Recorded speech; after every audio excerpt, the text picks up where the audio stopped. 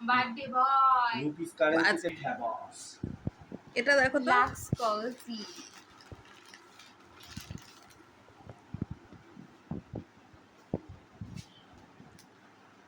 ওটা রাখো, ওই জামাটা রাখো, এটা দেখো। Hello everyone, good morning. এটা হচ্ছে 4 জুলাইয়ের ভিডিও। সেদিন ছিল আমার বরের জন্মদিন।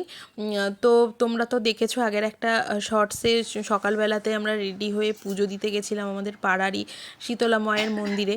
তো সকালবেলাতে বোন এসেছিল, আর বোনকে দিয়ে আমার কাকার কাছ থেকে একটা শার্ট আনিয়েছিল, মানে এটা টি শার্ট আর কি, গোলগলা গেঞ্জি যেগুলো হয়। তো ওকে জানাইনি, না জানিয়ে আর কি গিফটটা ওকে দিয়েছি। আমার যেহেতু শরীরটা ভালো না, আমি বেরোতে পারিনি, নিজে আনতে পারিনি, তো বোনকে দিয়ে আনিয়েছি। আর বোনও ওর জন্য একটা গিফট নিয়ে এসেছে, একটা বেল্ট এনেছে। তো সেইগুলোই আর কি দিচ্ছিল, গিফট দেওয়া নেওয়া হচ্ছিল। আর তারপর রেডি হয়ে চলেছিলাম পুজো দিতে। তোমরা তো আগের ভিডিওটাতে দেখেছো নিশ্চয়ই। আর এই দিন সকাল থেকে বৃষ্টি পড়েই চলেছে। আমরা যখন বেরিয়েছিলাম তখন বৃষ্টি কিছুটা কম ছিল, মানে ওই ঝিরিঝিরি করে পড়ছিল। তার আগে পর্যন্ত সকাল থেকে তো প্রচুর বৃষ্টি হচ্ছিল।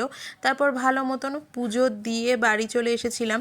বাড়ি থেকে এসে আর কি চা, সকালের জলখাবার এগুলো খাওয়া হয়েছিল। ও একটু সকালে বাজারে গেছিলো, মানে পুজোর জন্য ওই ফল আর মিষ্টি আনতে গেছিলো। তো তখন ওখান থেকে নিয়ে এসেছিল পেটাই পরোটা, আর সাথে ছিল ঘুগনি। ওইটুকু খেয়ে তারপর লেগে পড়েছিলাম দুপুরের রান্নার আয়োজনে। রান্নায় বিশেষ কিছু ছিল না, তবে স্পেশাল ছিল অবশ্যই। দুপুরের মেনুতে ছিল পায়েস, পোলাও আর লাল লাল ঝাল ঝাল করে একেবারে চিকেন কষা। ও এই কম্বোটা খেতে খুবই পছন্দ করে, ফ্রায়েড রাইসের থেকেও কিন্তু পোলাওটা পছন্দ করে বেশি। তো সেই জন্য আমি পোলাওই করেছি। আর পোলাওটা করতে খুব একটা যেহেতু খাটনির কিছু নয়, আর আমার যেহেতু কয়েকটা দিন ধরে বেশ শরীরটা একটু খারাপ, তো সেই জন্য আমাকে এগুলোতে একদমই বেশি কিছু করতে দিচ্ছিল না। আরও অনেক বলে রাজি করিয়েছি যে আমাকে এইটুকু অন্তত করার অনুমতি দাও, তো তারপরে ও রাজি হয়েছে। আর জন্মদিন বলে কথা, একদমই কিছু করব না সেটা তো আমারও একদমই ভালো লাগছিল না। আর আমি মানে খুব একটা যে দাঁড়িয়ে অনেক কিছু আয়োজন করব সেরকমও আমার এনার্জিতে কুলাচ্ছিল না, বলে আমিও আর খুব বেশি কিছু ঝামেলা করিনি, শুধু পোলাও আর চিকেন কষাই করেছি। আর এখানে গোবিন্দভোগ চালটা খুব ভালো করে ধুয়ে নিয়ে কিছুটা চাল পায়েসের জন্য তুলে নিয়েছি। আর পায়েসের চালে না আমি অল্প একটুখানি ঘি মাখিয়ে রেখেছি, সামান্য একটু, এতে করে পায়েসটা খুব সুন্দর একটা গন্ধ হয়, খেতে খুব ভালো লাগে। আর বাদবাকি চালটাতে পোলাওয়ের জন্য যে সমস্ত মশলা দিতে হয়, তো সেই সমস্ত কিছু দিয়ে আমি বেশ কিছুক্ষণের জন্য এখন ম্যারিনেট করে রেখে দেবো। আর ওদিকে চিকেনটাও বের করে রেখেছি, বরফটা যাতে কাটে। আর মা এখানে করছে পায়েস, আর জন্মদিনে মায়ের হাতের পায়েসের তো স্বাদই আলাদা। তো সেই জন্য মা এখানে পায়েসটা করছে। আর মায়ের পায়েস করা হয়ে গেলে আমি তারপরে রান্নাগুলো করে নিচ্ছি। প্রথমে কাজু কিশমিশগুলোকে ভেজে নেব, তারপরে পোলাওয়ের চালটাকেও ভেজে নেবো হালকা করে। হালকা করে বলবো না, বেশ ভালোই ঝুরঝুরে করে ভেজে নেবো। চালটাকে ভেজে তুলে রাখবো। আর অন্য একটা কড়াইতে আমি জল গরম বসিয়েছি, সেই জলের মধ্যেও মশলা দিয়ে রেখেছি। তারপর আমি এই চালটা ওর মধ্যে দিয়ে করব। আর এদিকে কেকটা দিতে চলে এসেছে। আমাদের এখানে একজন কেক বানায়, তো এত সুন্দর কেক বানায়, মানে আমরা ওর কাছ থেকে এই প্রথমবারই নিলাম। তো মানে এক্সপেক্ট করিনি যে এতটা ভালো কেক হবে। তো দত্তপুকুর, বারাসাত এই সমস্ত দিকেও কেক ডেলিভারি করে। তোমরা চাইলে আমি ওর নাম্বারটা দিয়ে দেব, তো তোমরা চাইলে ওর কাছ থেকে কেকটা নিতে পারো যারা হোমমেড কেক খেতে পছন্দ করো।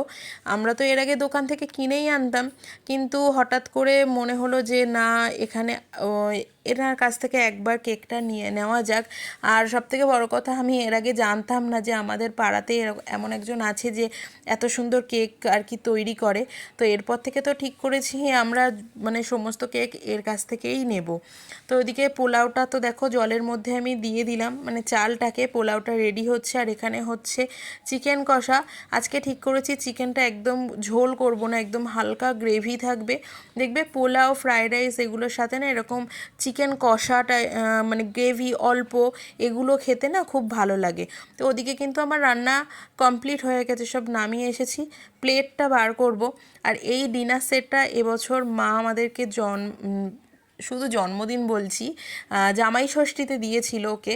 তো ওই আর কি খেয়ে প্রথম উদ্বোধন করবে, তো সেই জন্য ওখান থেকে একটা প্লেট আর যে কটা বাটি লাগবে আমি বাটিগুলো বের করে নিচ্ছি।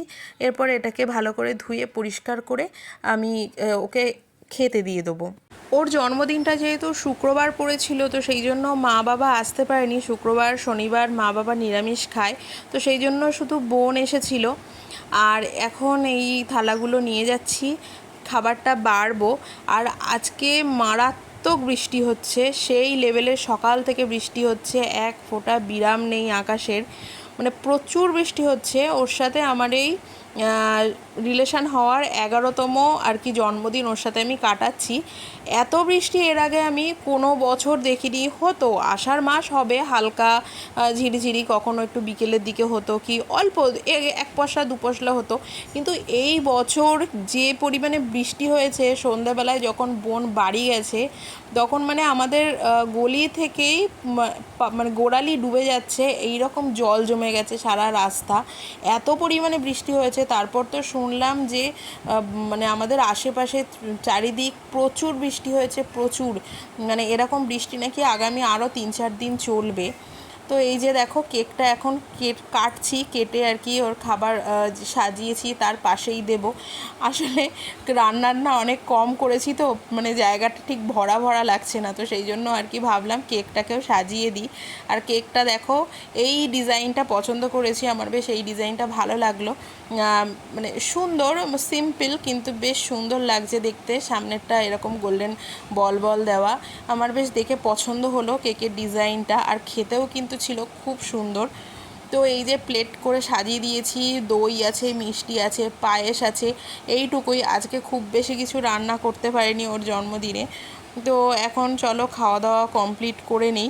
আর ওর তো খুবই পছন্দ হয়েছে, আর খুব মানে সাধারণ রান্না, অল্প হলেও ওর কিন্তু এটা পছন্দের খাবারটুকু করতে পেরেছি, এটাই আর কি অনেক ভালো লেগেছে।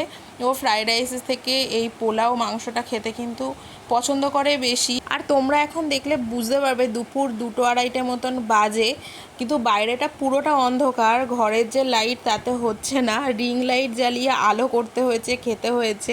তো এভাবেই জন্মদিনের দুপুরটা আমরা সবাই মিলে কাটালাম।